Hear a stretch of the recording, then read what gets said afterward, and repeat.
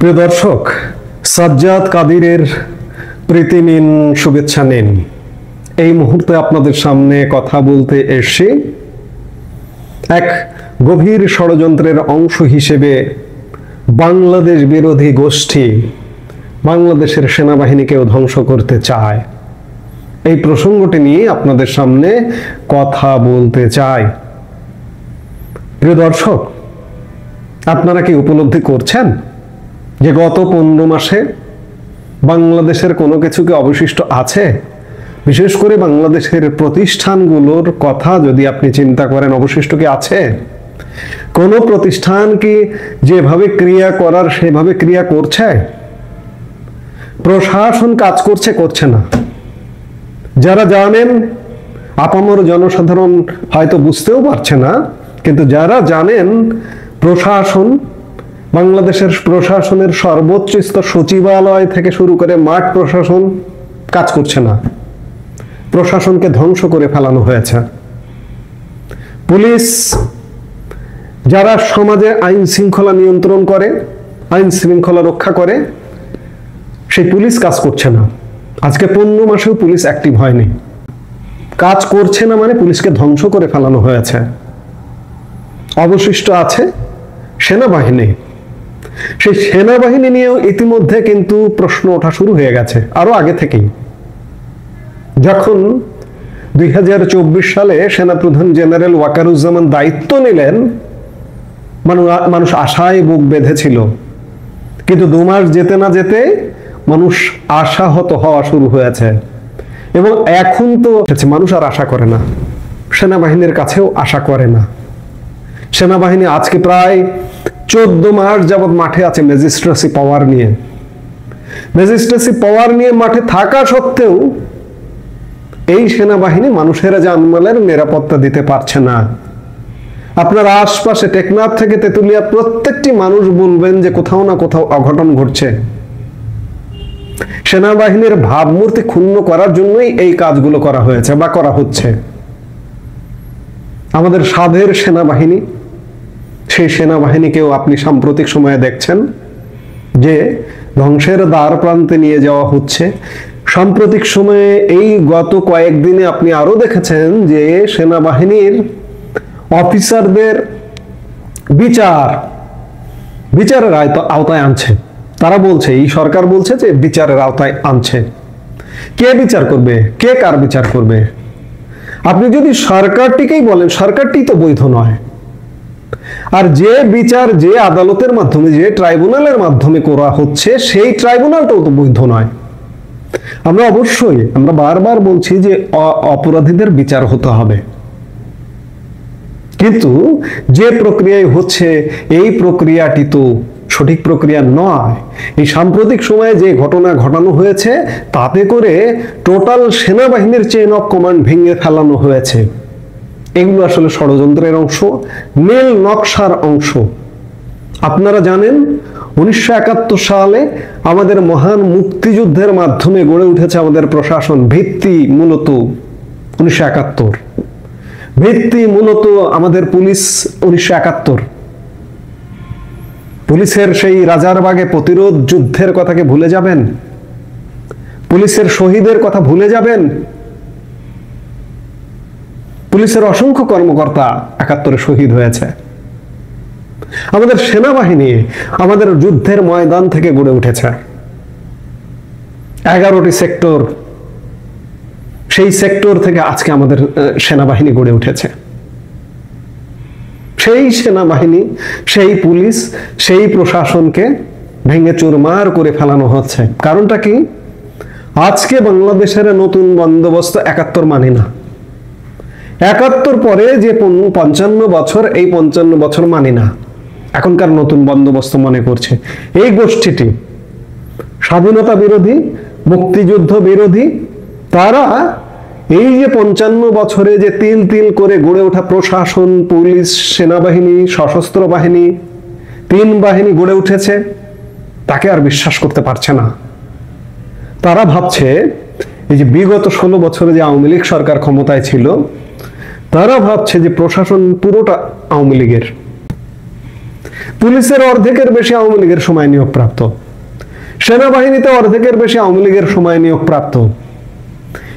আজকে যে বড় বড় জেনারেলরা তারা ম্যাক্সিমাম আওয়ামী লীগের সময় প্রমোশন প্রাপ্ত।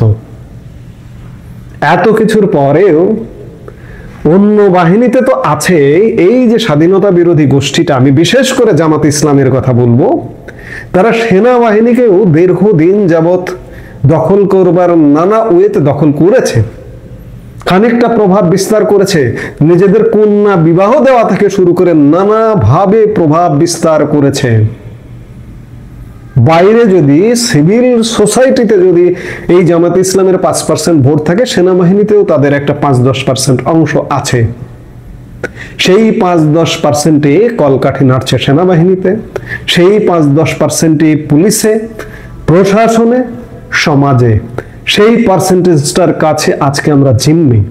এর প্রধানতম কারণ আমাদের 71-এর মুক্তিযুদ্ধের মাধ্যমে গড়ে ওঠা সেনাবাহিনী, পুলিশ, প্রশাসন ভেঙে ফেলো, ভেঙে চুরমার করে দাও, দিয়ে নতুন করে গড়ে তোলো। এই পলিসিতে তারা মূলত চূড়ান্ত পলিসি তাদের এটা, নতুন করে গড়ে তুলতে চায়। আমরা যেমন 71-এর মুক্তিযুদ্ধের পরে 72 সালে সবকিছু নতুন করে গড়ে তুলেছি, আজকের এই মুক্তিযুদ্ধ বিরোধী গোষ্ঠীটি সবকিছুকে ভ্যানিশ করে দিয়ে, ধ্বংস করে দিয়ে তারা নতুন করে গড়ে তুলতে চায়, তাদের লোকজনকে ঢোকাতে চায়। আপনারা নিশ্চয়ই কদিন আগে দেখেছেন যে আমি এই মুহূর্তে ডেইলি স্টার বাংলার একটা রিপোর্ট আমার সামনে আছে, গত 29শে সেপ্টেম্বর রিপোর্টটি প্রকাশিত হয়েছে, যে প্রশাসনের কার্যক্রম ত্বরান্বিত করতে যুগ্ম সচিব পর্যায়ে ল্যাটারাল এন্ট্রি বা পার্শ্ব নিয়োগ দেওয়ার চিন্তা করছে সরকার। কি আত্মঘাতী সিদ্ধান্ত, আপনি একবার চিন্তা করুন। প্রশাসনের যুগ্ম সচিব পদ মর্যাদায় পদ আছে 502টি। এই মুহূর্তে প্রশাসনে যুগ্ম সচিব আছে যে কয়টা পদ আছে তার থেকে ডাবল, দ্বিগুণ।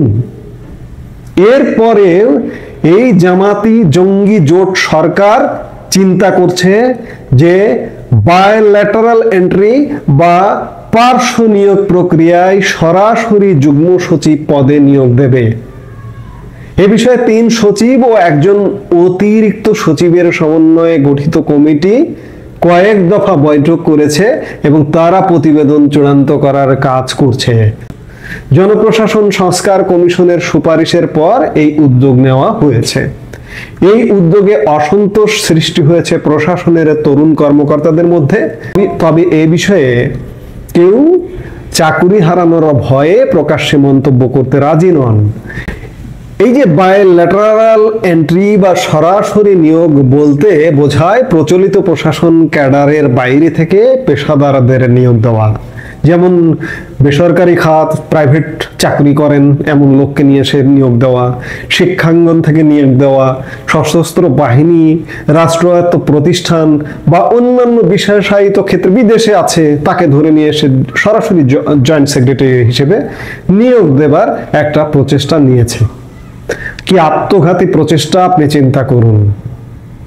এইভাবে এরা নতুন নতুন নিয়োগ দিয়ে পুলিশে, প্রশাসনে এবং প্রচুর, এই অন্তর্বর্তীকালীন সরকারের সময় প্রচুর নিয়োগ কার্যক্রম চলছে, নিয়োগ দিয়ে তারা সব চেঞ্জ করে ফেলতে চায় পর্যায়ক্রমে সব। আগামী ধরুন 5 বছরের প্রজেক্ট, 5 বছরের মধ্যে এই মুহূর্তে যত প্রশাসনে কর্মকর্তা আছেন তাদেরকে যে কোনো অজুহাতে পাল্টাই ফেলবেন, পুলিশে পাল্টাই ফেলবেন, সেনাবাহিনীতে পাল্টাই ফেলবেন, ফেলে নিজস্ব বাহিনী, নিজস্ব দলীয় সমর্থকদের এইসব বাহিনীতে ঢুকিয়ে দেওয়া হবে। আর এই সবেরই অংশ হিসেবে সর্বশেষ হানা দিচ্ছে বাংলাদেশ সেনাবাহিনীতে। বাংলাদেশ সেনাবাহিনীর আইসিটির অধীনে কিছু কর্মকর্তার ওয়ারেন্ট ইস্যু হয়েছে। অপেক্ষা করুন, এদেরকে যদি বাড়তে দেন শত শত অফিসার, শত শত কর্মকর্তার নামে ওয়ারেন্ট ইস্যু করবে। কারণ যাদের নামে ওয়ারেন্ট ইস্যু হয়েছে তাদের সাথে রিমান্ডে নেবে, তদন্ত করবে, তাদের কাছ থেকে অনেকগুলো নাম বের করবে, এক একজনের কাছে 100 জন নাম বের করবে, 14 জন 1400 আরো অফিসারকে বের করে আনবে, যার দরুন সশস্ত্র বাহিনীতে ইতিমধ্যে মনোবল ভেঙে যাওয়া শুরু হয়ে গেছে যে চাকরি থাকবে কি থাকবে না। চাকুরি করতে পারবো কি পারবো না, জেল হবে কিনা, ফাঁসি হবে কিনা, এগুলো এক বৃহৎ নীল নকশার অংশ হিসেবে এই কাজগুলো করা হচ্ছে। এর প্রধানতম কারণ আমি খানিক আগে যেটি বললাম, মুক্তিযুদ্ধের মাধ্যমে গড়ে ওঠা প্রশাসন রাখা হবে না, পুলিশ রাখা হবে না, সেনাবাহিনী সশস্ত্র বাহিনী রাখা হবে না। তারই নীল নকশার অংশ হিসেবে সবগুলো বাহিনীতে হাত দেওয়া হয়েছে। আজকে বাংলাদেশের মানুষ যদি রুখে না দাঁড়ায়, তাহলে আমি বারবারই বলি যে বাংলাদেশ হেরে যাবে, বাংলাদেশের স্বাধীনতা, মুক্তিযুদ্ধ হেরে যাবে, 1971কে মিথ্যা করে দেবে। কিন্তু আমি বিশ্বাস করি যে নীল নকশায় নেওয়া হোক না কেন, শেষ পর্যন্ত বাংলাদেশ বেঁচে যাবে। সেই আশা রেখে এখনকার মতো কথা শেষ করছি। সবাই ভালো থাকুন, সুস্থ থাকুন। এই মুহূর্তে এ পর্যন্তই। আমাদের ভিডিওগুলো নিয়মিত পেতে সাবস্ক্রাইব করুন Sajjad Kadir and the Legends YouTube channel এবং লাইক, কমেন্ট, শেয়ার করে সাথে থাকুন।